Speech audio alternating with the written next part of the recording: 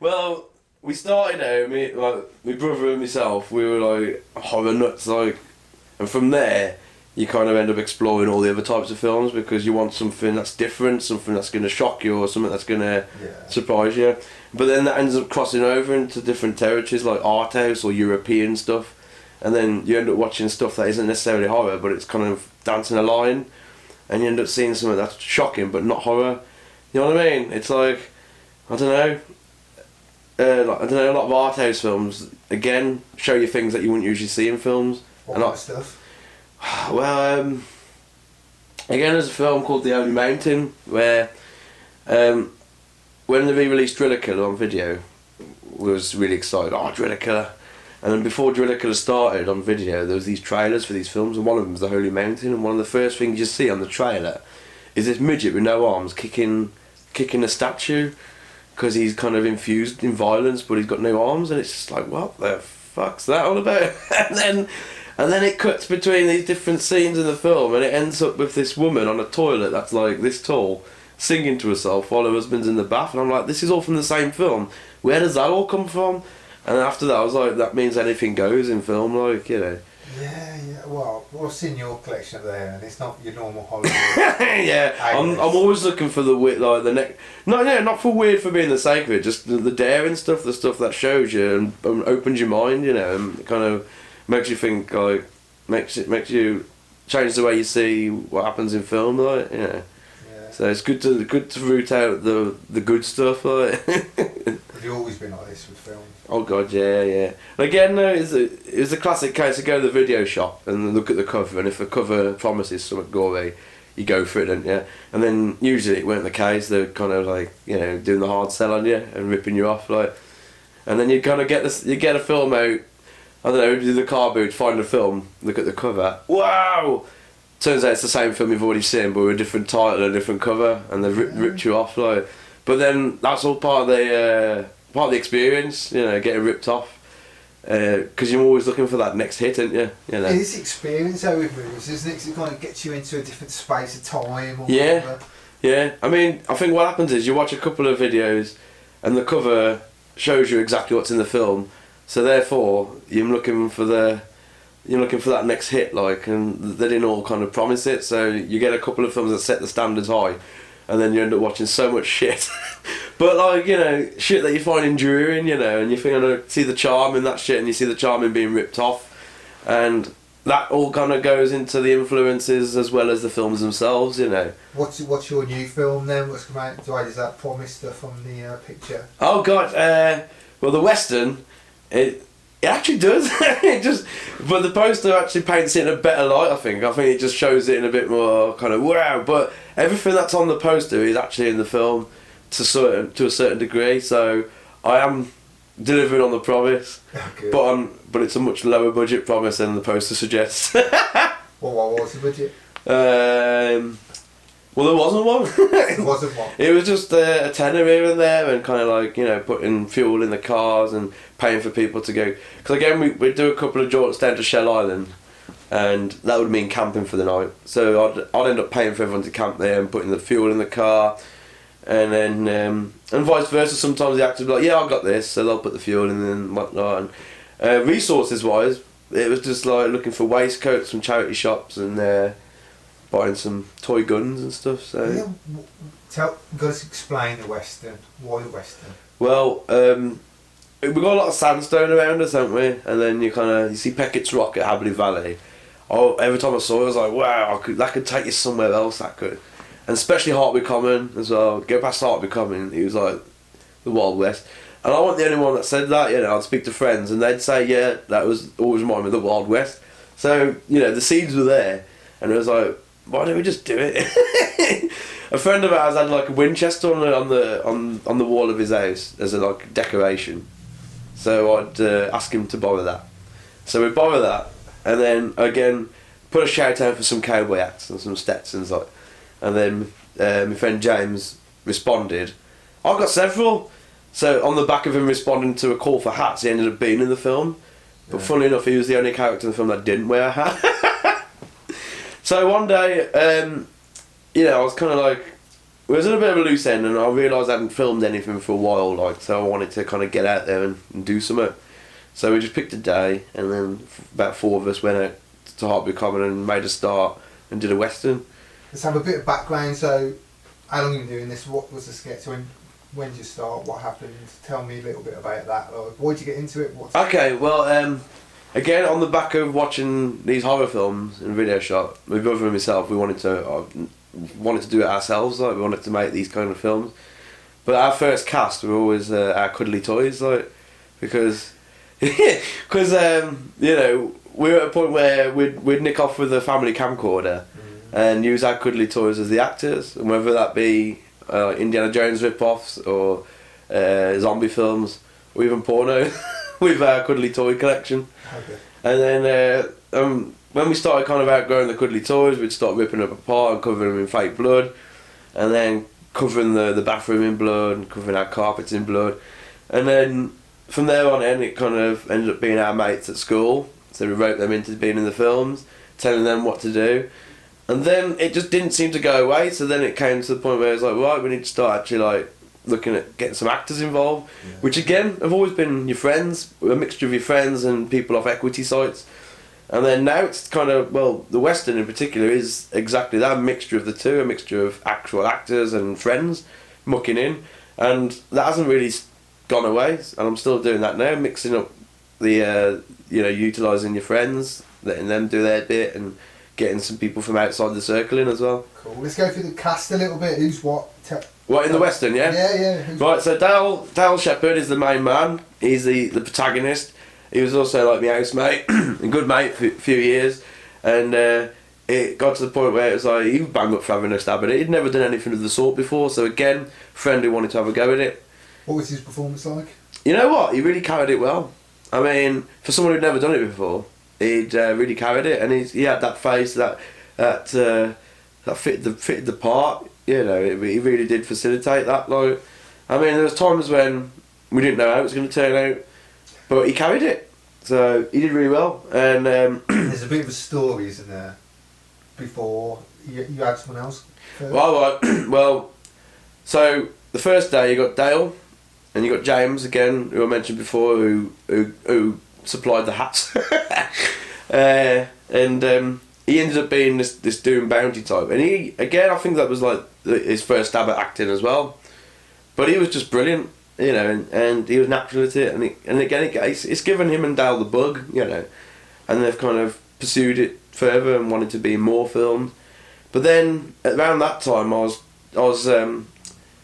chatting with a guy who wanted to get into acting, who had been a musician before, and he was in bands and stuff like that. Who's this? And he was a guy I made a music video for, and he was actually from Kidderminster originally, but then he did the old kind of London thing in the 80s, and he got signed to a good deal, but then didn't quite make it, so they were cut loose, and since then he was in other bands, and he toured with some really big bands, and lived in LA for a stretch, lived in Spain for a stretch, and kind of found himself back in Worcestershire, and you know, had the mighty have fallen kind of thing, and he wanted to get into acting, and a lot of his image was based on this kind of like Americanized flamenco kind of Wild West kind of theme, kind of, I don't know what you call it, but perfect though, doesn't it? So we got him involved, and I gave him one of the other main parts, and so it became like me, Dale, and this guy,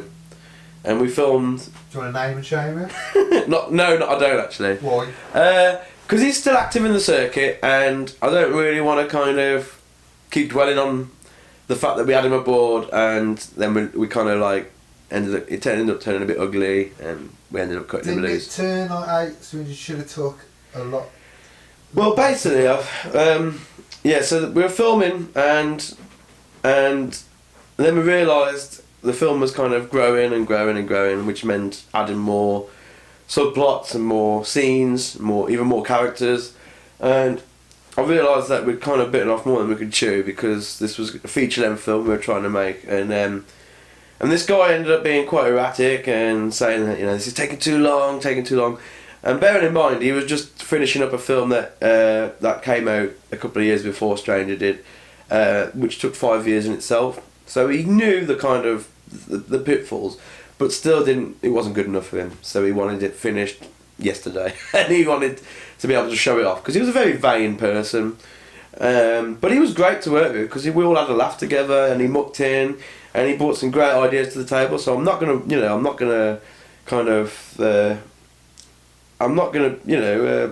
credit where credit's due, basically. Yeah, he did alright. He did alright. He did alright, but he didn't really bring to the role what was required, and his acting abilities weren't really quite what I wanted. But the problem was, it was a double-edged sword because he was bringing the enthusiasm and the drive to the table that I needed to get it finished. So he was like always turning up early, and he was always bringing ideas to the table, like I said. He'd always offer to pay for things, which I'd always say I'd reimburse him for, but then he'd tell me, "I've got to put this in there." And I'd always offer to pay him back, but he didn't want it. So that's on record. And then it was just facilitating the mean to get it finished because he wanted to get it out there because he wanted to build up this profile as an actor. And again, then we kind of hit a few we hit a few walls where I'd run out of steam and didn't quite know how to tackle the film to see it through to the end to make it worthwhile. Because for a while it was such a mess that I couldn't even show anyone any of it because it was in pieces. And I needed this element, that element, and we were filming on location without a mic, so I needed to redub a lot of it. And the guy was just getting so impatient, and I'd explain to him over and over again, but it wasn't good enough. And it got to the point where he started getting very queer, and he'd kind of try and take ownership of this film because he thought he'd invested a lot of himself into it, so he thought it was his film, and he was wrong. But then he'd try and assert himself with me, and I'd tell him straight how things were, and then rather than come back at me, he'd go and message Dale and have a go about me. But then Dale would just show me the message and say, "This is what I've got this guy messaging me now," and then he'd do all these queer things which are so kind of like out the ordinary, to the point where one day I'd look on the old Facebook and he'd made his own poster for his version of the film that he was going to start without me. And I'm like, what? So it's like a sequel and his own version of the film, and I was just like, I was so dumbfounded I had to laugh. I was just like, what the fuck? So I was like, what's this all about? Oh mate, I'm just carrying on the character. I think he was doing it just to kind of goad me into finishing the film, which, I didn't need any goading into finishing this thing. And all these weird things just kept happening, and I thought, this guy is quite nuts. In person, always great, good as gold, down to earth.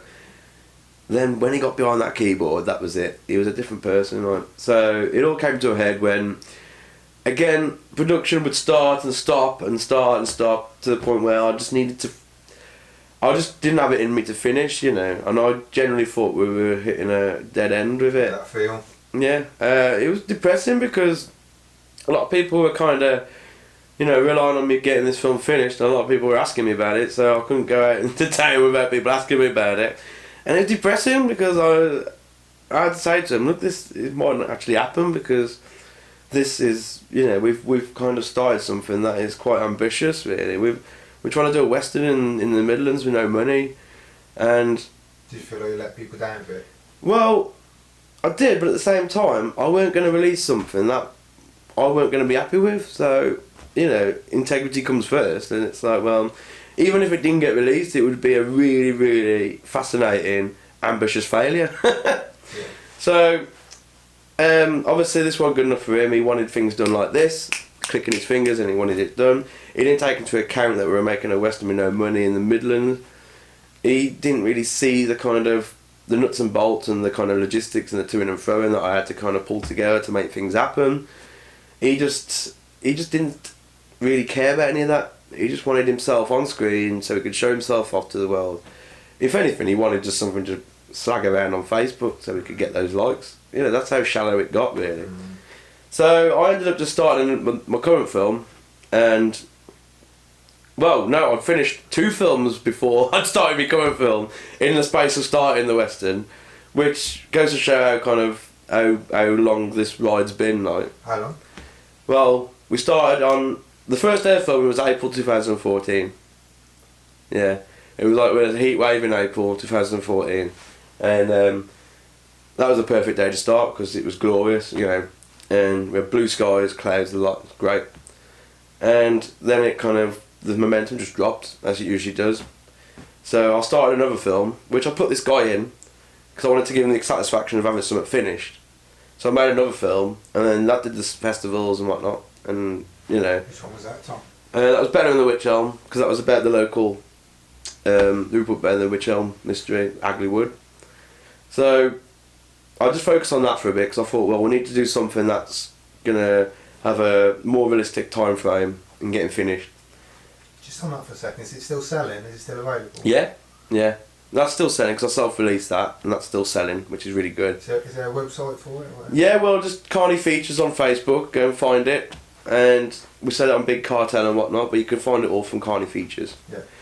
So I put him in that, and he was happy, and then that did all the festival and it did like the circuit, and it did really well for itself because it was attracting the the local heritage enthusiasts as well as the low budget filmmaker enthusiasts and whatnot. So it was hitting a few different circles, and then I'd try and pick up filming with the Western again, and say in a year I'd shot one scene, and that's how slow it kind of got. And don't get me wrong, I can understand why you got infuriated, because I was infuriated that it wasn't getting finished, and I just genuinely couldn't see a way out of it.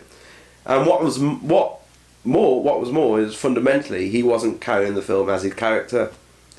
Dale was doing really well as who he was, but this guy just wasn't bringing the menace that was needed.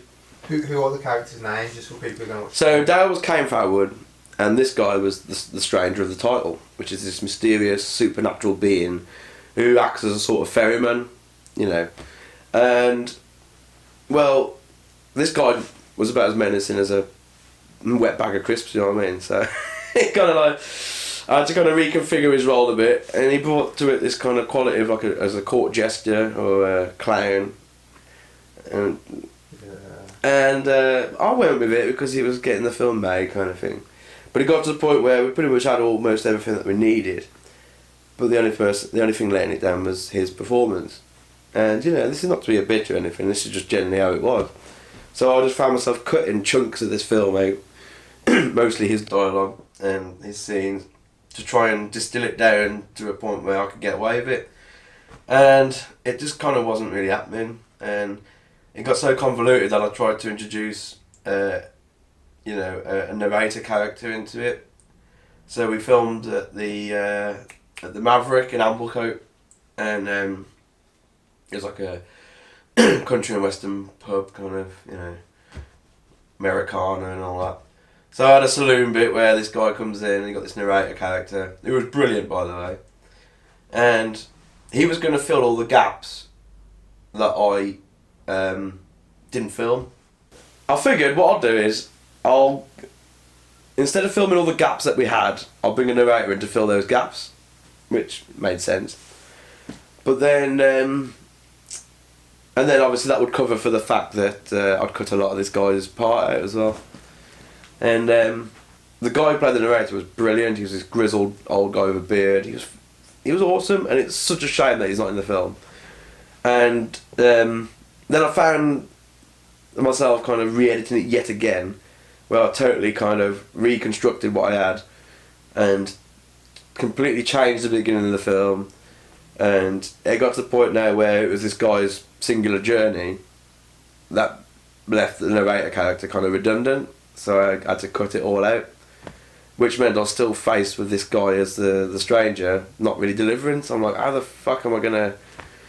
And I got so depressed, I thought, I can't release this is just, it's not very good. But I was gonna, but it took a lot of me to kind of admit that. And so I kind of started this film that I'm making now about superstitions as a kind of retreat, because I had complete control over it and it was a joy to make. And then so I filmed one day in Stourbridge with this guy who came up from London called Gary Baxter, with James Taylor again, and we had a great time. It was brilliant. And then on the evening of getting home and kind of congratulating each other on the old internet and all that, this actor playing the stranger saw that, must have got a little bit jealous, and in a bit of a drunken stupor he kind of threatened to stab me if stranger didn't get released in public on, you know, and I was like, wow, okay, that's cool. Is that your first death threat? Yeah, and that was my cue to get rid of him. So we gave him the boot, and he kind of deleted us, and I outed him for being the erratic lunatic that he was. And before I think he saw any of that, he kind of, you know, he deleted and blocked me, deleted and blocked everyone around us, and which is, again, you know, it goes to show what kind of character he was. Is it almost a blessing in disguise? Well, it was a complete blessing because not long after that, James suggested, why don't we reshoot the part of the stranger with this Gary Baxter chap? And I was like, that would take so much bloody work, but it was possible. So after what maybe like 1 or 2 years of inactivity, maybe less, we decided to go for it. So we brought Gary Baxter up for like the best part of a week, and we got his role shot in 2 days, whereas we were filming with this other guy on and off for about 3-4 years. Crazy. So we bring up Gary Baxter, he does exactly what I needed from the role in 2 days. It just meant cutting every part of this other guy out and refilming it when we needed to, and doing a bit of trick editing. So he did great. And then all of a sudden we had a film again. And then I was able to kind of release it with a bit more confidence. Don't get me wrong, there was a million other problems attached to it, but I was happy with the performances in general. So yeah, that was that saga. You know, and basically you end up working with people where at first you think you've got a good thing going, and then it turns out it goes a bit sour. You know, and obviously when you're doing films, there's a bit of a longevity game going on. And 6 years. Well, yeah, and after it's out there, you've kind of got to live with the film being finished, and if you've fallen out with whoever's in the film, it becomes, you know, an ugly memory, really. So now when you look at it, are you happy? Yeah, well, I'm as happy as I can be for a film that nearly saw the bin. Yeah. There you go, you know. But again, it's kind of, I'm reinforcing the fact that it's got a unique selling point, which is that it's a Western made in the UK with no money. Well, it's specifically a psychedelic Western, because I knew that we weren't going to get away doing a regular Western. People end up laughing at it, kind of thing.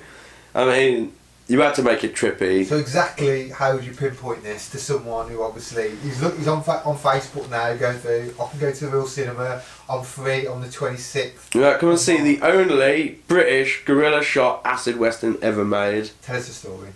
Right, so you got a gunslinger who's out to retrieve a bounty. Who's a gunslinger? So you got Kane, Dale as Kane, he's a gunslinger, he's a gun for hire, he's out to retrieve a bounty, and it all goes wrong, he finds himself stranded in the desert. And then, you know, due to kind of exhaustion and dehydration, he's pretty much dead. And then he wakes up and he's in this other desert, and he ends up going back in time to find out how he got to this situation. And his boss is this ruthless kind of cattle baron called Loomweather, played by Gary Shale, who's our name value of the piece, because he was in Quadrophenia as one of the mods. And so we got him in for the weekend. He was great. He was brilliant. He hadn't acted since like the early 90s, and that was alongside Michael Caine. And before you know it, he's in Worcestershire. Isn't he going? Yeah. Yeah, cool.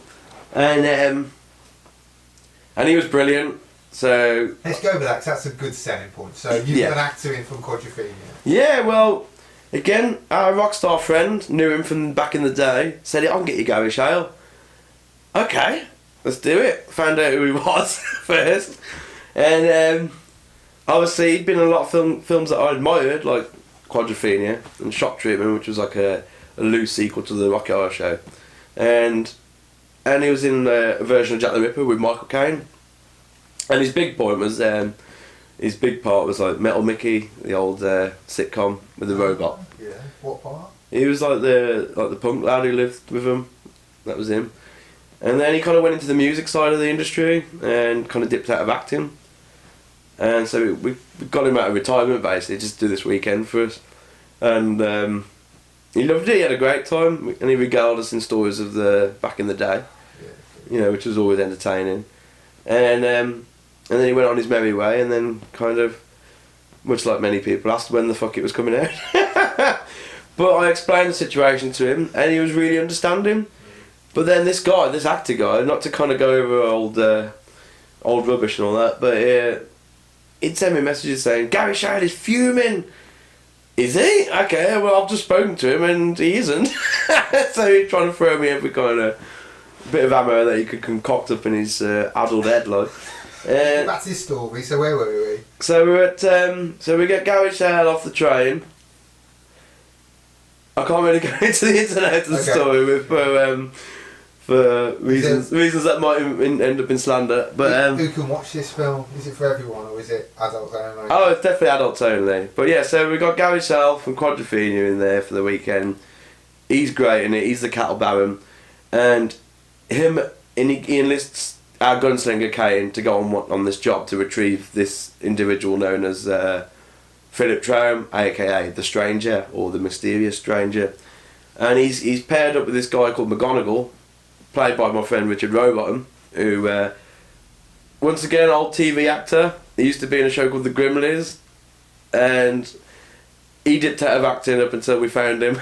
And then me and Baz sunk our claws into him, and he got back into the swing of things, and he's a staple of our films now. Like, so he plays a character called McGonagall. So him and Lou Weber task our gunslinger to go and retrieve this guy, the Stranger, and he's hiding up on this rock with a lot of money. So they want the money, but McGonagall, Richard Rowbottom, wants the Stranger himself in particular, because back in the day, he relays a story to him where he met him as a younger man, and he performed all these otherworldly wonders in front of him, like, you know, he made fruit just appear before him. He could, like, you know, set birds free even though they were made out of clay.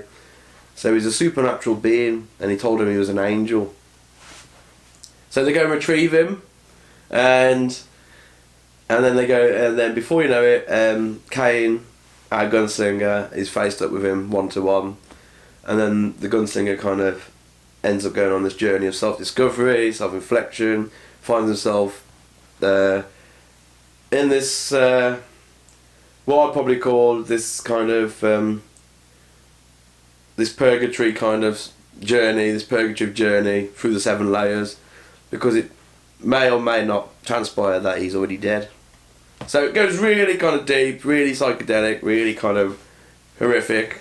Yeah. And it's kind of like a tribute to a lot of the old dusty 70s movies like Grindhouse films and stuff like that, but also psychedelic films of the late 60s, early 70s. So there's a lot in there for what it is. Yeah, this definitely sounds like a unique kind of style. Yeah, well, again, especially for one shot in like Worcestershire or the West Midlands, like, you know, I mean, a lot of people will, you know, they like to play it safe and go with a genre film. I'd like to try and bend that a bit, throwing a few genres into the one thing and give them something that's quite unique.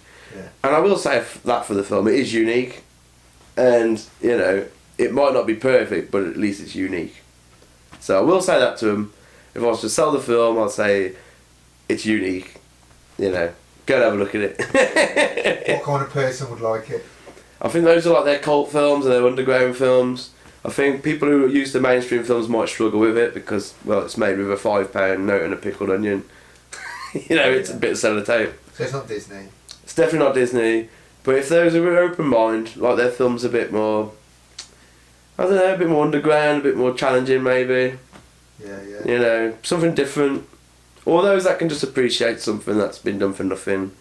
Because a lot of people just can't really come to terms with that with films. They have to watch films that are well made. What do you think it is?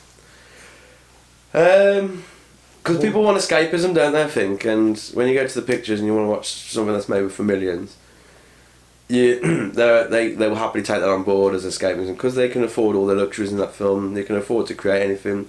Whereas, I don't know if it's because I'm just a filmmaker or it's because I'm a fan of underground films. I like it when they show that invention, or they try and achieve that effect, or they try and achieve this sense of an environment with nothing. And I like to see that invention on screen. You know, I like to see their kind of their ingenuity. Do you think that's being more creative with the film? Yeah, definitely. I mean, I can suspend my disbelief. I did that when I used to watch like reruns of Doctor Who because, you know, look how shit that was with the effects. You know, but I never laughed at it. Whereas, you know, you'll be sat there with your friends watching, they'll laugh their heads off at it. Whereas I could always just see past that and see it for the story it was trying to tell. We're in a time now where technology and effects just get better and better and better and better, better. To the extent where you can do now today something you can never do. Yeah, exactly. And don't get me wrong, like, I mean, some of the bits that we've done has all been in the editing.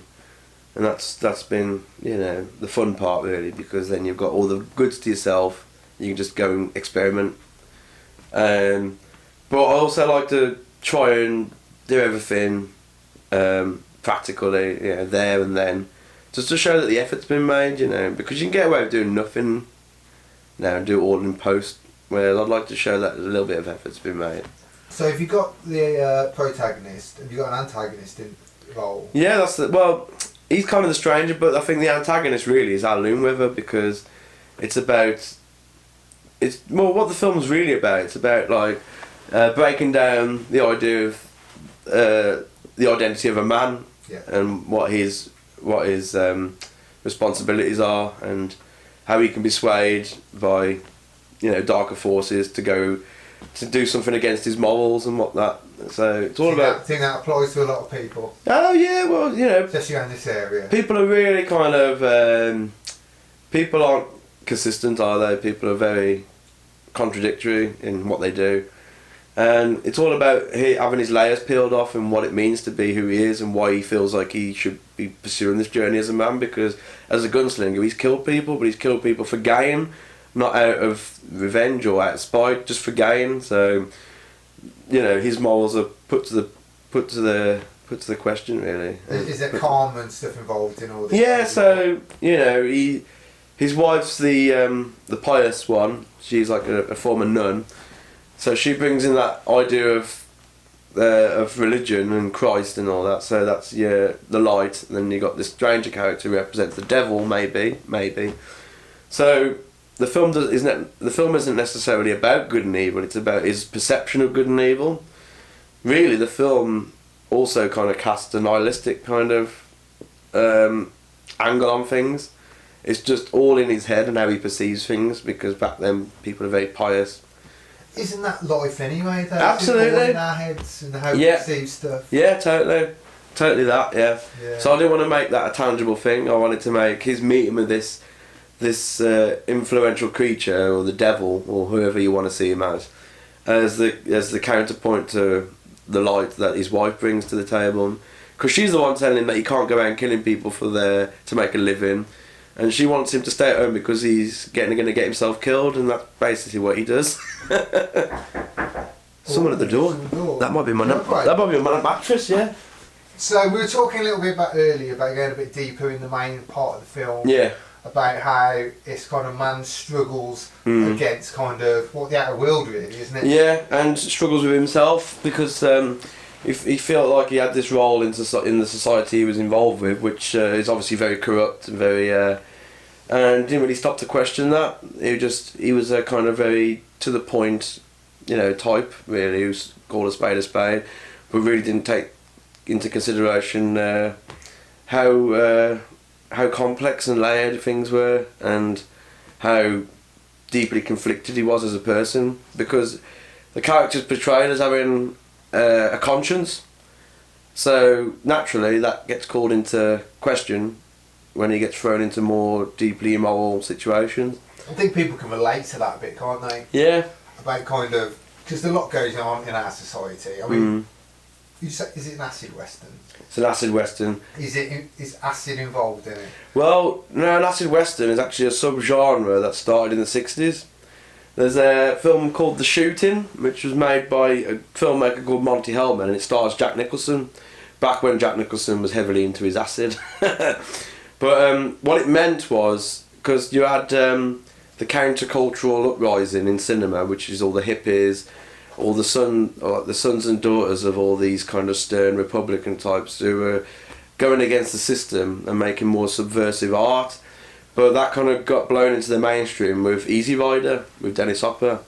So the shooting was made before Easy Rider, but it's one of these countercultural films. So it was a very subtly subversive Western. And that kind of went further with films like Greaser's Palace, which was made by Robert Downey, which is Robert Downey Jr.'s dad. He made films, really weird films. Yeah. And Greaser's Palace was another example of a really surrealist Western. And it kind of challenged the values of society at that time, because that's what the hippies were doing. You know, they were very anti-war, very anti-establishment. And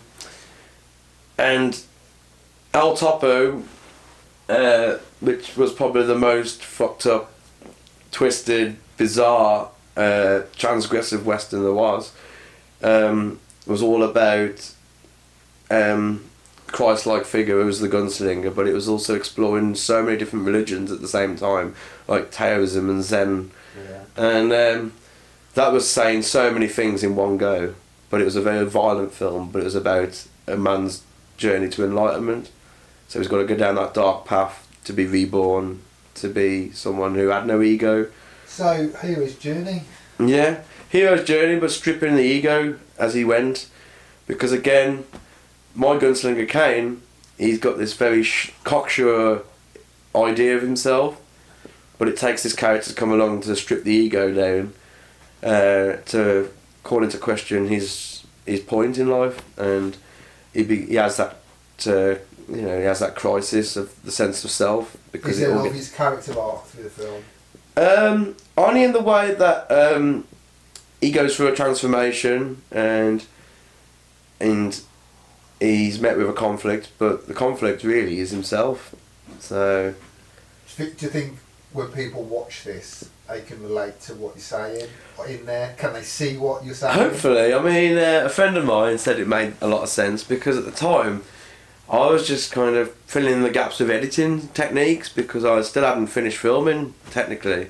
So I needed to finish it somehow, but it had hit a point where it was very surreal, very bizarre, very very symbolic, very horrific, but very non-linear. So the idea of a narrative had gone out the window, and I was just throwing in fragments of, like, it's almost like a rush of memories attacking him from all different sides, because some of them were made up, some of them were composites of memories, others were like catalysts.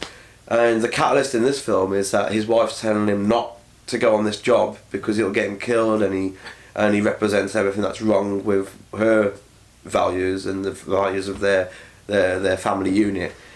And he slaps her because he doesn't want to hear her bullshit. So, shut up, woman. Yeah.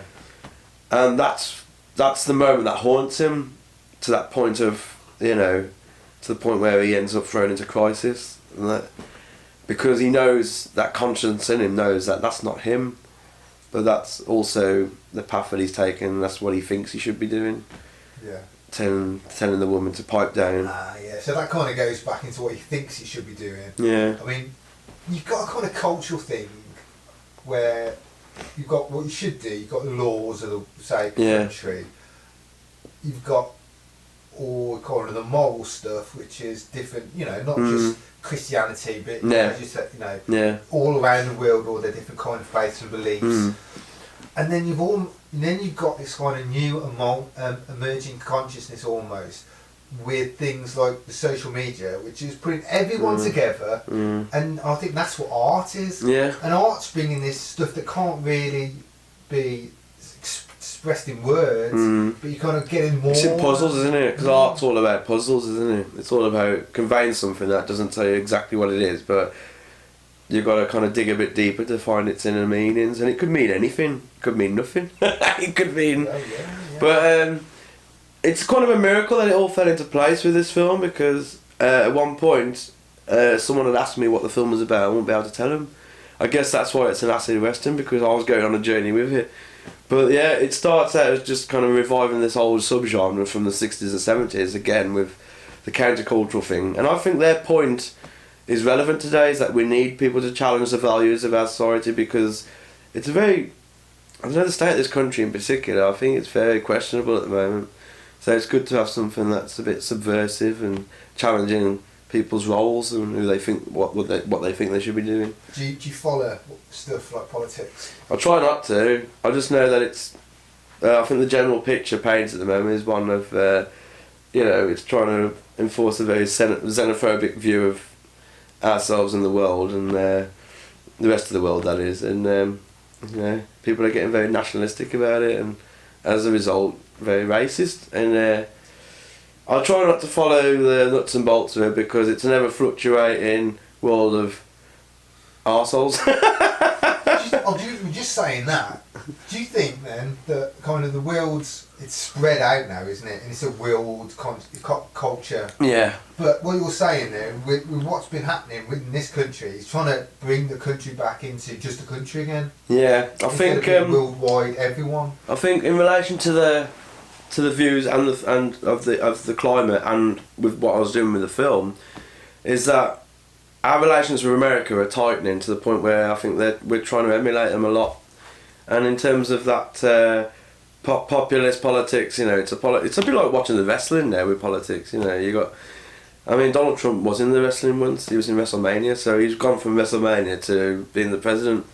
And I think it's the same as how our politicians are painting themselves. It's populism. It's kind of like, it's all about shouting each other down, and it's all about building themselves as a character. It's not about what we can do, it's about what they can do as an individual. It's all about them, isn't it? Do you use any of that in your character? Well, in the film, I'm expressing our kind of relationship with America by, making the film set in America and having all our British actors do American accents. I mean, you look at TV now, and half these great dramas that you see set in America, they're all British actors, but they're doing American accents.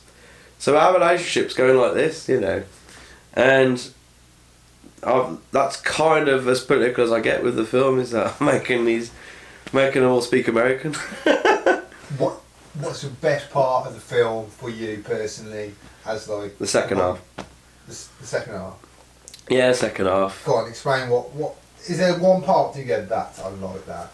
In everything you do, there's always something you go, oh, I've done that well. This has come across really well. I've achieved something more than I actually thought it was going to be. You know what I mean? Well, I started the film on a transitional point where I was kind of building up my skills and honing them a bit more acutely, and so some of the scenes from the early days are really rough or really bad. In fact, that's why scenes were cut out, because my camera work was just shit, just terrible. And didn't really find the energy in ourselves to refilm it. Whereas when we brought in Gary Baxter to play the stranger, I was a totally different filmmaker, and I could just hit the mark as much as he could hit his mark, Dal could hit his mark, and it just all turned out, it was all slick, and then came the psychedelic part, and I weren't sure if they were going to work, and they did. Is there any points to the psychedelic parts that you can talk about? Other than the fact that which parts of the film? Again, it's a gamble, because I didn't know if it was going to work, because again, going back to the point of not finishing filming officially, I had to just make up loads of scenes from the editing, but it wasn't up until I watched it with an audience that I realised that it hit the mark. Where's the first time you watched it with an audience? Horror-on-Sea, down in Southend-on-Sea. There's a film festival that happens every January. I really recommend it. Even if you're not into horror, you'll love the festival. I mean, James, he doesn't really like horror, James Taylor, but he won't miss another Horror-on-Sea because it's that good a weekend. And they give you the best audience. They find an audience for everything down there, and they give you the chance. You can have a film there made for like $100,000, but then you can have a film made there for a $5. There's no kind of, everyone's got the platform. There's no competition. There's no winners. And it's a great weekend. And they gave it the late night slot on Saturday night, so it was 10:30, finished about 12. So everyone's a bit lubed up. Is that prime? Yeah, well the prime time is like 8 o'clock, but afterwards it's like the late night slot. But it got a good audience, and it was, obviously I was terrified because, you can imagine. That's why I had to get a bit lubed up, but not too lubed up. And I was kind of watching it a bit like this, but then come the second half, I was just watching everyone else watching it, you know, and they were reacting to the right parts in the right way. Has it gone down well, the film, to everyone who's seen it? Yeah. Do you want to give a list of where it's played? It's only had 2 screenings so far. Horror on Sea, which is the world premiere, and then we showed it in Portsmouth in February, which was a nice crowd as well. Yeah. And the guys who did put the screen on there, who make films themselves, they did a little podcast, and they were going around asking for people's, reactions, and we were getting some good sound bites from people who'd watched it. Yeah. And they were saying it was unlike anything they'd ever seen before, and that's all I needed to hear. Yeah. It was good. And then some of them were saying how violent it was. Perfect, fine. Yeah. Go on, tell me how violent is it?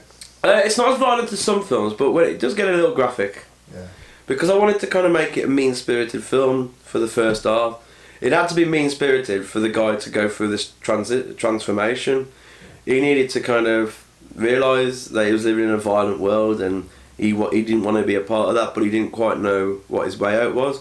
So that's the kind of like the horror of the film. The horror of the film is that you can't really escape the nightmarish world that you're living in, because wherever you go, you're going to be part of the same nightmare. Does it start as a fast-paced kind of violent film? Yeah, it starts more as a traditional film, really, traditional Western film, and it is violent. Yeah. So the guy works for the cattle baron Loomweather, which is our Gary Shale character, and he's a violent person. So we see a torture scene involving Loomweather and an unfortunate victim, and this is the world that Kane lives in, and obviously the film's all about stripping that, and it's our kind of statement as filmmakers to say we don't want to be part of this world, but unfortunately this is what we're all part of, you know. Yeah. So there is quite a lot, and there's quite a lot to unpack. It's actually interesting talking about it because there's quite a lot in there to unpack, you know. There's so many layers to it, and it's quite nice to know that I've made a film with no money that has got some layers to it, you know, because we can talk about these things with it. Yeah. So if you're kind of describing this film to someone who doesn't know you or was just free on the 26th of March, what would you say? What is there anything else it's like? What kind of person would like it? Well, have you got to be a certain person to watch it? I think you got your folks who want to go and support the local art scene, which is great. They might not like films, but they want to. And then have you put it forward to the Kidderminster Art Festival? I haven't. No, probably worth doing actually. But for fans of film, I'd say those who like their spaghetti westerns, those who like their films a little bit more subversive. Like I said before, those who like their cult films and their underground films. But those who just are generally curious as to who's made a film in Kidderminster, or western in Kidderminster. Yeah. Seems like there's a lot. I didn't really know about it, but it seems like there's quite a lot of people doing it in Kidderminster. I think there's 4 already that I know of. Oh yeah, it's great. It's great that we've got our own scene, you know, and that's just born out of people needing to express themselves and create in a town that really hasn't got much going for it anymore. When I grew up in Kidderminster, it seemed like there was a lot more going on. Yeah. And it just seemed like it got sucked down to nothing. Yeah. So there's a lot of people with a lot of big energies. Yeah. Just not. And Well, it just seems it needs to explode again. You know what I mean? I suppose part of it's the industry drying up, isn't it? You know, and I think now when you look at what's going out there, unless you're in a trade yourself, you're looking at work-wise, you're looking at chains and retail, and you know, there's not much going for many people who haven't quite found their way. And unfortunately, a place like Kidderminster, if you haven't really found your way, it's a bit of a dead end, isn't it? You know, so some people luckily turn to creativity and they've got their creative outlets. Like what I love about Kidderminster is the music scene and all the music heritage that it's got, because like, you know, you had the dance club, Frank Fearman's, and obviously back in the day there you had such big acts play there. Yeah. And the town hall. Well, look at nights. Yeah. You used to have like the top DJs from around the country. Yeah. Going to nights. Yeah. Coaches from Birmingham coming to Kidderminster. Yeah. They used to be on Radio 1. Mm-hmm. You know, was it Pete Tong now. Yeah. And it's just saying, that's Kidderminster, we Well, got yeah. Boy George on, we Yeah. got Brandon Block on. We had Tony DeVee, he was from Kiddie, wasn't he? There we go. Tony DeVee actually was from Kidderminster. And fortunately for him, he was just about to get a groove on with his career and his momentum, and he died, didn't he? But yeah, I think again the fact that it's a small town and it's quite cut off, but it's not, because it's still kind of, from here you can still get to Birmingham, still get to Worcester and beyond, but still at the same time it still feels like it's doing its own thing here. Yeah. And I think that's why it's got such a rich musical scene, and I think it's for the same reason that you get people making films. Do you feel like you're representing the town a bit when you do that? I'd love to, yeah, because I feel like a Kidderminster play that should be represented. I mean, I'm not from here originally, but I love it. I think it's because I'm not from here that I love it. Because, you know, it beats the black country towns that all touch each other. Here you got some lovely countryside in between. So for me, that's like, wow, on your doorstep, man. Yeah. And I feel like, yeah, there's a lot of talent here that should be celebrated, and I feel like as a town it should be recognised for the talent that's from here, because there's a lot of it. You know, it's a great place creatively. Do you know all the other filmmakers locally in the town? Yeah. Do you want to just talk about them? Yeah, you got Baz Ancher. Thing about Baz, I got introduced to Baz from another filmmaker called Rupert Millward. He's a bit out of action at the minute, but he's been making films since like the early 90s. He made a film, shot on like videotape, you know, back when you had the cameras about this big, and he shot it around the old Kidderminster College. It was a horror film. He shot it at Brinton Cemetery and the old Kidderminster College. Yeah.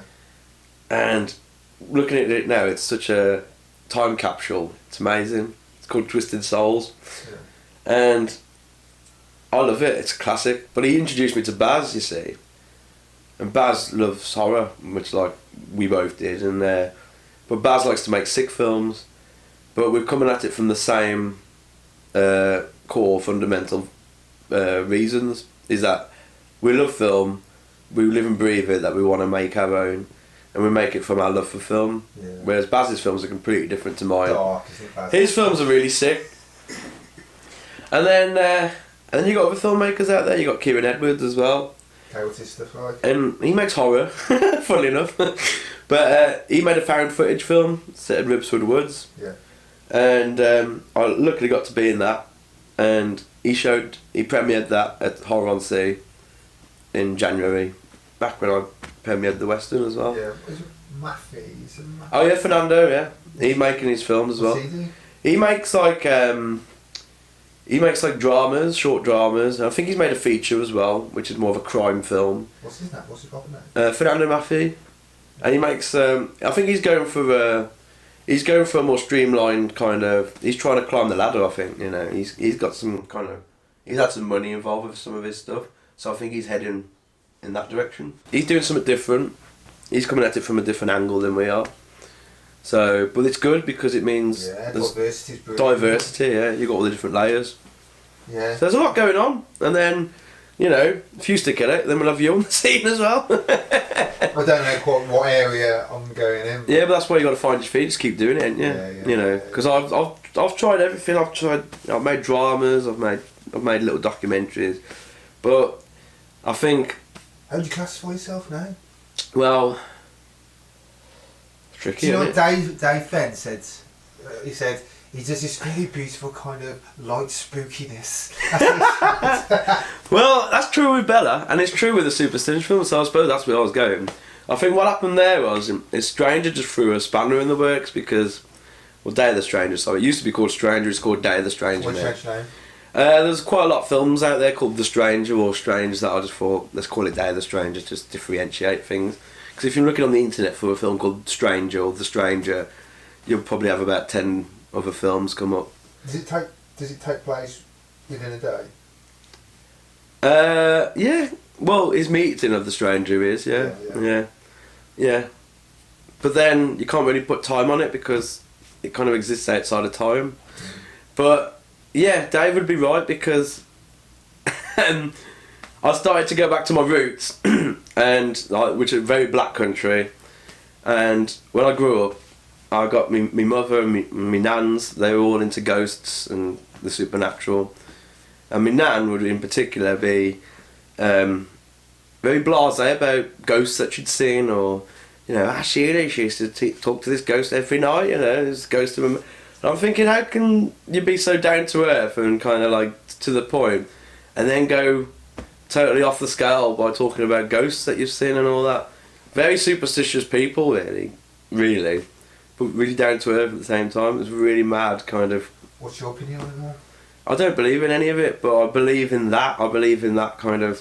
I love that earth, that kind of salt the earth, yet like gritty, down to earth, yet superstitious kind of person. Where it meets. Yeah, it's a weird mixture in it. Don't kind of make sense, but it does. So I wanted to honour that really and do something that was very quaint, because I was brought up going around ghostly houses and stuff like that. And my mum used to expose me to all the ghost stories. I used to watch Strange But True with Michael Aspel, and it used to terrify me, like. So I think it all boiled down to what scared me in the past, and it's always been those ghost stories. Yeah. What scared you about them? What scared me about him? Good question. I think it was the subtlety, and I think it was the fact that it had no prejudice in who it was scaring, because these people weren't necessarily bad. They weren't annoying. They were people that were preyed upon by an unseen force. But yeah, what does scare me about them? I think watching ghost stories, it is the subtleties, and it's the fact that it's the creeping suspense. It's what is fear anyway from anything like that? Why do you watch something and you go? I suppose it's what's in the dark, innit, and what you don't know, or what you can't comprehend. It's seeing something you comprehend, isn't it? You can't comprehend, or you don't recognise it, so it's uncanny. It's other, and that means it's invading your perception or your life. So like fear of the unknown. Yeah. And it's always the unknown that I love, because I want to explore possibilities, not truth. With Bella and the Witch album, I didn't want to solve the mystery, I wanted to explore the possibilities, but I love the unknown part of it. That's the mystery, that's where the magic lies. So it's all about bringing this quaintness into it to honour like my upbringing, like, you know, the fact that my mum and my nans, they all love these ghost stories. I wanted to make something that they could watch. Because I've watched all the video nasties, I've watched all the sick films, the ones that Baz likes, and don't get me wrong, I still like them, but it got to the point where, what did I want to make? I wanted to make something that was going back to what used to scare me as a kid, I think, and that was ghost stories and stuff. Yeah. So that's kind of where I was going. So I'd made a couple of films, Bella and the Witch Elm and Beyond the Void, with Dave Fenn, which Dave Fenn wrote brilliantly. Is that one for sale? No, it's on the internet. Yeah. But he's YouTube. Yeah. What's it called? Dr. Borden Cross, Beyond the Void, and that's a throwback to all the old TV shows, the old paranormal TV shows, like the ones that Arthur C. Clarke used to do. And Dave Fenn wrote and starred in that, and he's fucking brilliant in it. Yeah. But then the next logical step was the Superstitions film, which stylistically was a bit more like Bella, but a bit broader. But then Day of the Stranger threw a spanner in the works and totally threw me off on that track, which is a completely different kettle of fish, really. Still supernatural, but it's a throwback to the more kind of grindhousey films or spaghetti westerns, and it's totally unlike the rest of the work.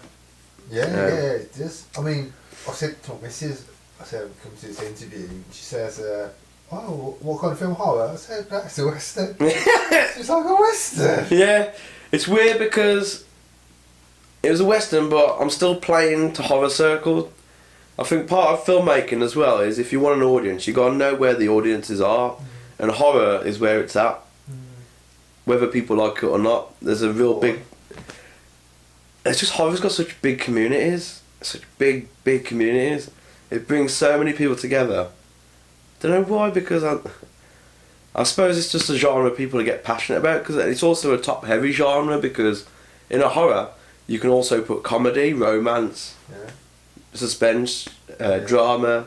You can even put musical numbers in there. I think you got to mix your genres and stuff like that. I personally want to, yeah, because I just think we're in an oversaturated market now where everything's been done, so you got to offer something different. What a lot of filmmakers do now is they fall into the trap of making cheap rehashes of films that have already been done but better. Oh, all the big ones, yeah, that's all they're doing. They're not doing anything new. They're just sellable kind of characters. Yeah, aren't they? but unfortunately, filmmakers are doing, like low budget filmmakers are doing the same. Yeah. They're making kind of imitations, but that are done cheaply, and they're not really bringing anything else to it. And I feel like if you're making something at low budget, you've got to have something to say that people remember. Like Baz has kind of cottoned onto that by making extreme films, and he says people might not like his films, but they won't forget certain scenes in his film. I think he'd be scarred with exactly. some of the scenes with Baz. But he's realised that he's got to pack a punch if he wants to be heard in this game. He knows what he's doing. Yeah. He knows what he's doing. And so I felt like I've got to be heard by doing something that's unique, and that is, I don't know, going for the gold and trying to make a western with no money in the Midlands, and then kind of subverting that by throwing in different genres into that as well. So you have to have a big imagination to do what you're doing. Well, yeah, it helps. It helps because a lot of people who make films don't have any imagination, and it's a shame because you watch it and you feel like it was 90 minutes you won't get back. So when you start doing a film, how do you process it all? Well, people who make films properly go through pre-production, then they go through production, and then they go through post-production. Whereas I like to be a bit more spontaneous and start shooting something and then see where it goes from there. I mean, before you even go to shoot, Right. how do you process it in your head? Okay, so... Do you know what I'm saying? Yeah, so usually it's batting around ideas and how you can subvert something or how you can bring something to the table that's different. And then sometimes it might be a scene in particular that's so strong that you think, I want to portray that scene. Yeah. Or it might just be a feeling that you want to convey, or it might just be a piece of music. Fuck knows. I can't really determine. Yeah. But sometimes it's a scene that you think, I'm going to start with this scene and then build from that scene. How do you get it? Do you see it in your head? Do you kind of see something on telly? Like I said, it could be a piece of music. It could be something that I see in a film. I think, oh, I could do that, but differently. Yeah. And maybe offer something different, or again, might be a dream I've had, or it might be a feeling. Like the feeling might be something like I felt when I was a kid.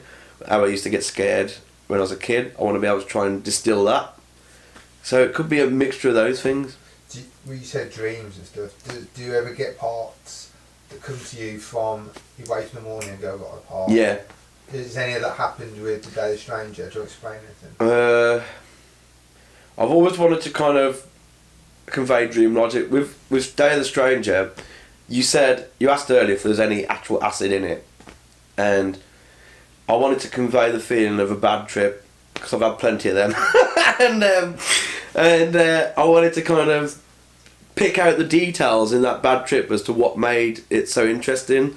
And it's usually paranoia, and it's usually people conspiring against you, or the feeling that everyone's against you and that you're alone and that all the eyes are looking at you and laughing at you or something like that. So these kind of ideas. Or with me, in particular, a funny one is when you're tripping and you keep losing your lighter, and you wanted to keep lighting that cigarette and you've never got that lighter's gone again, and you're like, where the fuck is it? So in the film, Kane loses his gun, and there's a couple of times in the film he reaches for the holster and it's not there, so he forgets it's not there.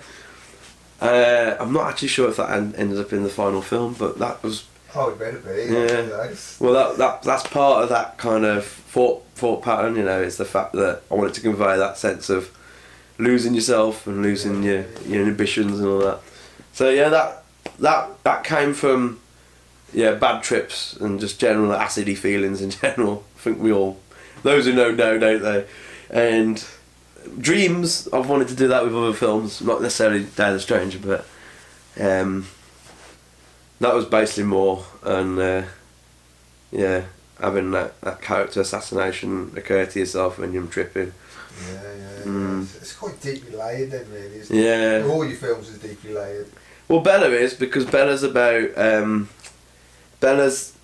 modern piece of folklore, but it's not just about that. It's about the idea of storytelling, the magic of storytelling, but it's also about me honouring my heritage, my black country upbringing.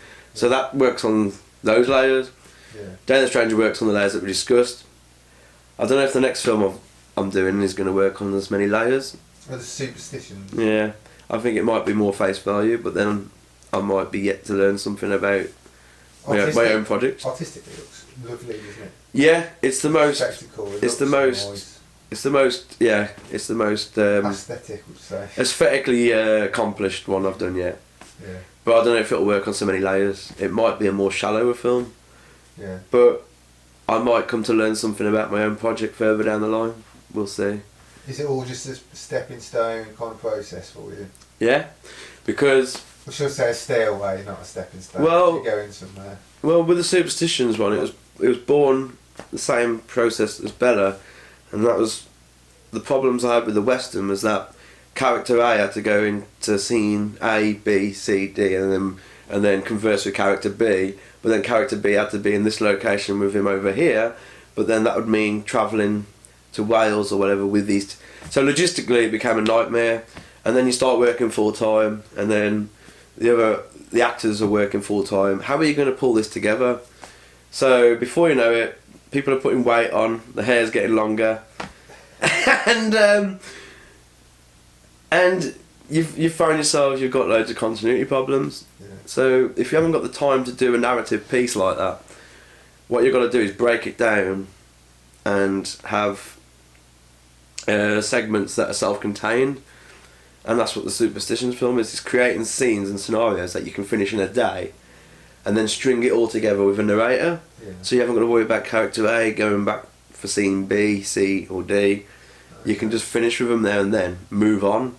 And for when you're working full time, that's a gift, because that's like, you haven't got to stress over relying on other people then. How many actors are in this film? Quite a lot. It's probably like my Ben-Hur in terms of the cast, like. Yeah. But it means you can get in people that you admire and people that you respect or people that you've wanted to work with, bring them in for a day, get them done, and then move on. Perfect. So then you get the satisfaction of working with the people you want to work with and not keeping them for too long, so you get them off.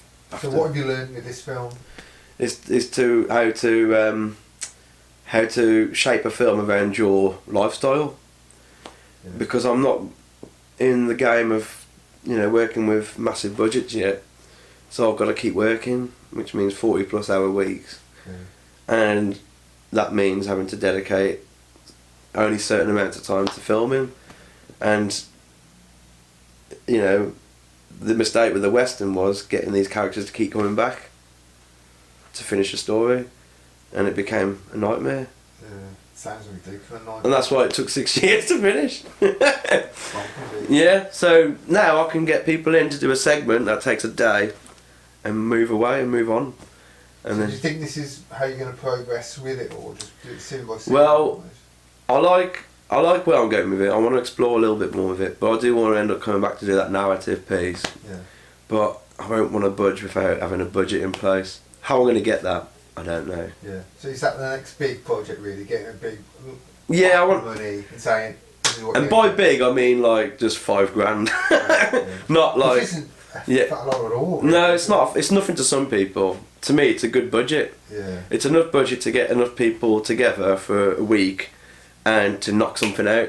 Yeah. But that's the next thing I want to do, really. So, you'll never stop learning and picking up things on every shoot, and every shoot brings a different vibe. Yeah. And it's just a constant process. People you work with all the time? Yeah, definitely. What's the crew? Well, the crew in particular is just me, but you've always got James Taylor on hand. He's always willing to lend a hand, whether it's in front or behind the camera. Baz has been a great helping hand, Baz and Mike. So I like to help them as much as they like to help me. Because, without Baz and Mike, I'd feel a bit like I'd be cast adrift here. But then, you have other filmmakers pop up as well, like Kieran. And you can relate to them because they're all doing it for the same reasons. So a crew, I haven't really got a crew. I just got whoever will pick up a light, and that's usually the cast anyway. Yeah. Baz is lucky to have a real nice unit. He's got a brilliant unit, mate. Yeah. Really. Aaron's great because he wants to learn the nuts and bolts of doing the audio and the sound. Yeah. And you got Mike who knows his cameras, and you got Baz who's got the big mouth who likes to order the actors around. Yeah. It's a great unit, and one I'm very envious of. It's a nice feel. Yeah. On set when I'm going on there doing the Oh, it's great. stuff. Yeah. You know, and the actors come in and they're loving it. There's a good feel. Yeah. Everyone's just happy. Yeah. And I haven't seen one of his films fully through. He showed me bits. The bits he showed me, I probably wouldn't watch them all. Yeah. I mean, I love him. I love him. We showed Leon's Spoken One, which is his most extreme film. We made that in like fucking 2010, 11, which is like ridiculous now because it only feels like a couple of years back. So I've known Baz best part of 10 years now, and we showed it at the library when the library still had a gallery, and we used to put film nights up in the library, and we had a packed house watching this film for the first time. What was that like? It was some people just weren't ready for it. Like they were proper like. And Baz was kind of like, you know, he did a bit of a speech at the start saying, "Look, I've got to tell you, this is a bit extreme." Like, come on, let him watch it. And yeah, I had some friends, some of the guys from the stiff joints, they'd have their girlfriends. It'd be like their first date or something. And they're watching it. What's the most horrific scene in that film? Well, the character Leon, Richard. He rapes a disabled guy.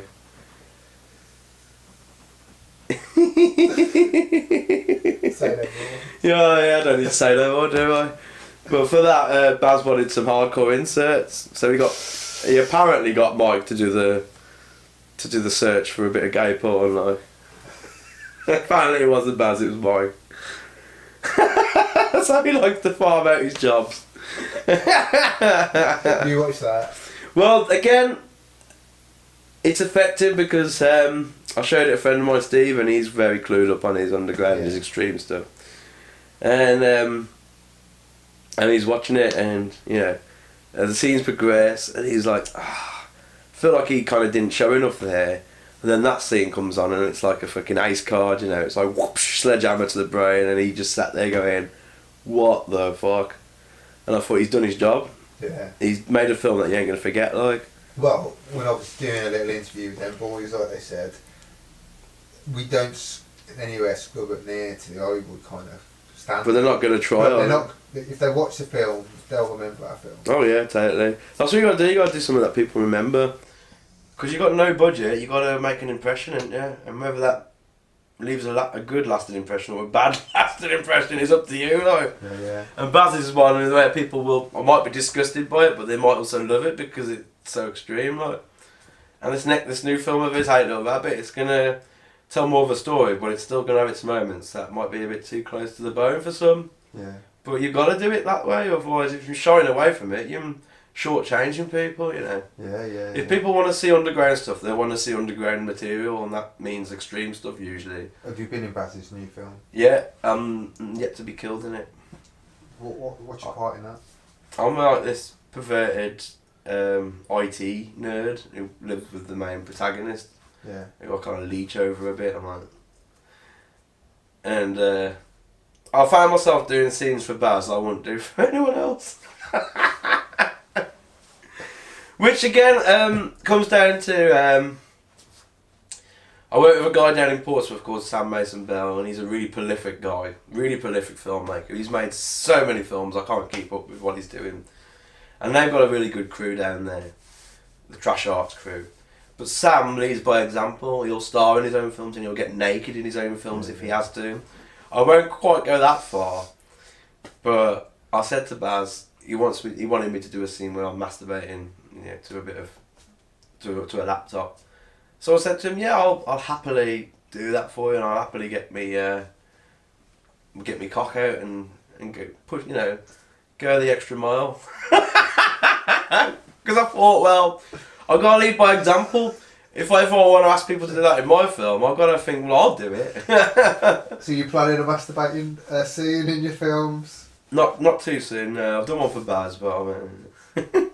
Yeah, I think the stories I've heard about some of his shoots is like, and everyone's there, and everyone's like that kind of scary. You get one guy who's always getting naked. Who's that guy? Oh right, that's the Martin. sacrifice guy. Yeah. On yours, isn't it? That's Martin. He's quite a prolific guy. He's from Windsor. Yeah. And he stars in a lot of films. A lot. He doesn't get naked in all of them. No. Most of them he does. And he's happy to do that. He's very much an exhibitionist, I think, in that way. Yeah. But I think as a filmmaker, if you got a guy willing to get nude for you, you're gonna just want to say, well, let's do something with that. Yeah. Because at the end of the day, you need things that are gonna spice things up. Yeah, yeah. Because usually asking for things is quite difficult, you know. So if people are presenting themselves that way, then it's. Is there nudity in your film, This Day of Stranger? Yes. Yeah. In particular, a very challenging scene for some individuals who got involved. Yeah. I need to think about investing in stuff really, because you know, whilst I want to use like DPs and stuff, like people who know what they're doing with the camera gear and all that. Yeah. I still want my own stuff to prat around with, so yeah. I do find it difficult to try and like farm out responsibilities to other people because I'm so used to doing everything myself. It'd be nice to get someone else in that knows what they're doing, kind of thing. But I think that accelerate what you're doing fast. yeah, hopefully. I mean, some filmmakers don't even edit their own films; they bring editors in. Whereas I can't imagine anything. I can't imagine doing that because editing's where the magic happens. Like. Yeah, 100%. And that's the fun part, you know. Shoots are fucking grueling and fucking they wear you out. Whereas editing, that's the magic. That's the fun. Why would you want to deprive yourself of the fun? It seems like in the big films they got like three. You got the writers. Yeah. Then you got the directors. Then you got the editors. Yeah. Then you got the producers who are all about the logistics. Well. The DP, which is like the cameraman, the main cameraman. Who knows what lenses to use and knows what freaking. It's just. Oh yeah. It's industry, innit? It's like they hire like the reason they create an industry is they hire people to do the most pointless things. So I only worked on one proper film, and it was a Christmas film called Nativity, an absolute pile of shit. Yeah. And it was done in Coventry. It was when Screen West Midlands still existed, but they wanted people from the Midlands employed, like. So I was working on the props team. Oh yeah. So I had to dress sets. And you know, if a table needed moving, I was employed to move it. No one else could do it because that would be a union thing. So, you know, I was the one that had to move the table. Never had to move the table. I just had to sit there. What company was this for? Well, the production company was Mirrorball Productions, but it was BBC Films that. So it's a BBC. You're BBC for the film. BBC. Yeah, and. You actually worked for the BBC. Well, I worked for the Mirrorball Productions, which was the production company making the film. That was released by BBC. Yeah. And it was good fun. We had to make like one of the streets in Coventry look like it was Christmas. It was in like September or something like that. Yeah. So everyone's like, a bit early, isn't it? Yeah. For the millionth time, like. But being on set itself was boring. Really boring. Was it? Yeah. Really boring because I was just hungry and tired. And I just wanted to go home. Yeah. But you had to stay on set in case they needed a cup moving. But this is your paid job. Used to be on. That was a bit of work that a friend of mine got for me, and because he works in the business. Yeah. And they needed people from the Midlands, so I got involved. Like, it was good. But since then, I've just carried on doing what I'm doing with this. Yeah. You know, I've never. My brother kind of he took the more corporate route and he went through the more official channels, and he's working to a much higher quality than I am. But that's because he took on all the work that I didn't want to do, like weddings and corporate stuff, and he's built up his portfolio and working with some good gear. Oh wow! Whereas I've never liked the idea of doing that. Yeah, the big cameras. Oh, I've loved the idea of that. But I've never liked the idea of working corporate or weddings because it's boring, and I do this to escape. You know what I mean? I don't do this to earn a living. Can you tell that in your film? Can you tell us in this film that it's like the escapism of it? Yeah, well, it's imagination going mad. That's what I hope it is. Because every shot's like, he's had to make it like a western. Doesn't always put it off, but he's tried. So I want it to convey that it's someone's imagination going nuts. Like, yeah. I mean, superstition film, that's the same thing. It's just imagination going nuts, hopefully. So before we stop for our tea break. Yeah. Oh yeah. What else? Yeah, nudity. Just tell everyone what exactly. What's the scene we're talking about? So in Day of the Stranger, there's a scene where it's almost like it's depicting Cain, our gunslinger protagonist's soul being delivered to the darker forces, and it involves a big waterfall in Wales near Conwy. There's a place called Aberfalls, lovely place, and so I see a friend of mine called Shelley. She's an alternative model. She had a photo shoot on this waterfall. Yeah. She looked great and it looked brilliant. I was like, is it possible to film there? She says, yeah, you get away with it. Cool, we'll do that. We'll do a scene there. And she was bang up for it, so she tried to round up some more models. She knew it was going to be nudity required and all that. And the idea was that these satanic nymphs with like fetish dog head masks, but nude, would, you know, to help deliver Cain's soul to the dark side. So how many models did you get? Well, we had people agree, then drop out. Agree, then drop out. Because you see these all girls? Or No, they'd understand that, but... Girls or guys? Oh, girls, but then... They'd realise where it was, and be like, no, I can't do it there. Yeah. I didn't know the place, I just saw photos, and I'm like, perfect! Yeah. And they were like, Aberfalls, is it? No, I can't film there. And I'm thinking, why? What's wrong with it? So we went through so many people. In the end, she got two really brave girls who had never done anything of the sort before and just wanted to have a go at it. And so that's what happened. She roped in these two, you know, people who were just having a go. And then we drove to Wales, me, Dale and the other guy playing the stranger at this point. And we convened together. And then we parked where we needed to park at Aberfalls, and it was like a 40-minute walk up to this fucking waterfall. So we're getting high along the way and just fucking getting knackered, thinking, fuck, you know. They brought like a chaperone / photographer, which is a wise thing to do for females, you know, because you don't know who you're getting involved with sometimes. And then we get to the site where the waterfall is, and it's full of picnicking families. It's busy. It's like it's just crawling with people, kids. So it's like, are we gonna do this? Like, this is busy, like. And we just had to wait around for a while, and we thought we'll wait around a while, see if that'll make any difference. It didn't. It just got more busy. So in the end, they were like, we'll just have to do it. So the girls are like, yeah, we'll just have to do it. And I'm like, you sure? Yeah. Alright then.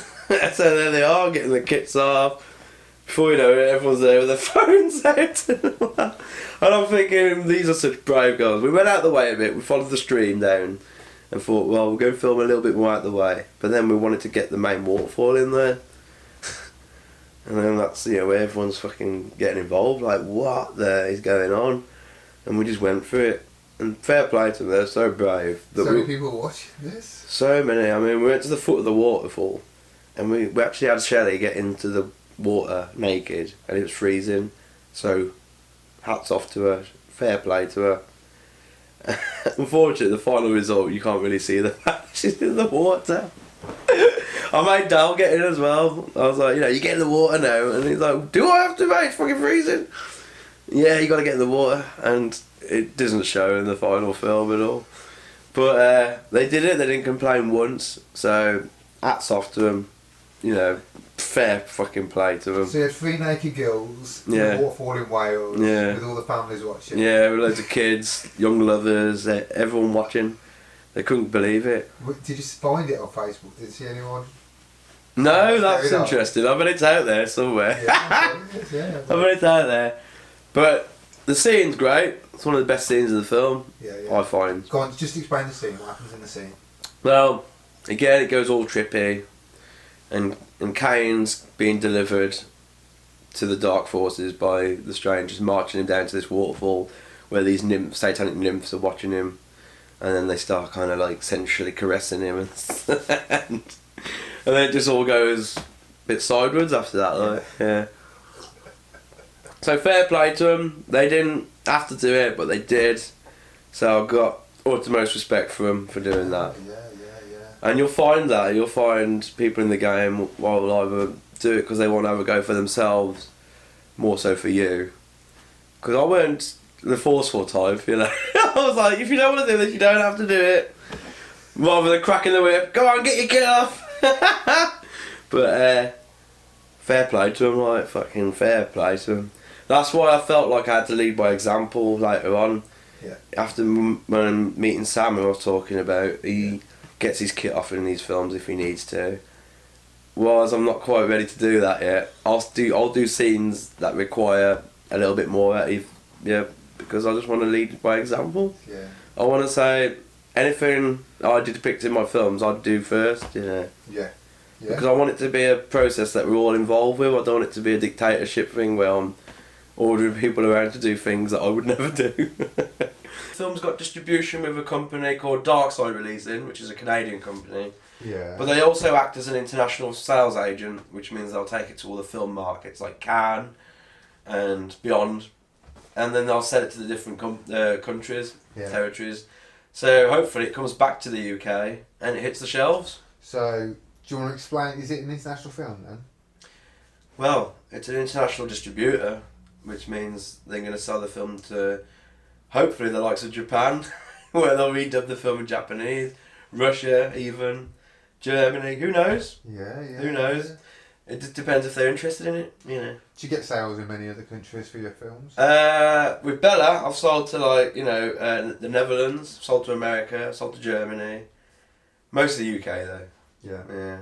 Yeah, because Baz says he does a lot to America. He does, yeah. Baz knows exactly the demographic he's aiming his films at. Yeah. And with Bella, I knew the demographic I was aiming for there. Yeah. Superstitions film hopefully will be the same kind of demographic, but it's also a lot broader, so we'll see. Mm. But it's going to be such a weird film, it's definitely not one that you can compartmentalize easily or fit into a genre, so at least with Day of the Stranger you can sell it as a genre film, even though it's a mixture of things. I just want to get the details down a few times so we can actually put it in the this thing. So, when, where exactly?